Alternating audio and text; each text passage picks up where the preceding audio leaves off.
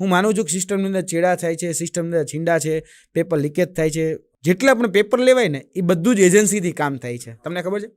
આજે તમારું ફોર્મ ભરાવવું છે તો ઓજસ છે, એટલે કે એક એજન્સી છે, એ તમને ફોર્મ ફિલઅપ કરાવીને આપે છે. આજે તમારી પરીક્ષા કન્ડક્ટ કરવી છે તો એક પરીક્ષા કન્ડક્ટ કરવા માટે જે પણ આપણે પ્રોસેસ જોઈએ છીએ, તો પેપર કાઢવું છે તો એના માટે પેપર સેટર જે છે એ પણ એજન્સી છે. પેપર કાઢ્યા પછી પેપર લેવડાવવું છે તો એના પણ માટે પણ એજન્સી છે. પેપર લઈ લીધું, આપણે પેપર કન્ડક્ટ કરી લીધું, તો પછી પેપર ચેક કરાવવું છે OMR સિસ્ટમ માધ્યમથી હોય તો OMR માટે એજન્સી છે. OMR ચેક થઈ ગઈ, હવે રિઝલ્ટ બનાવવું છે તો રિઝલ્ટ ચેકિંગ માટે કે રિઝલ્ટ બનાવવા માટે પણ એજન્સી છે.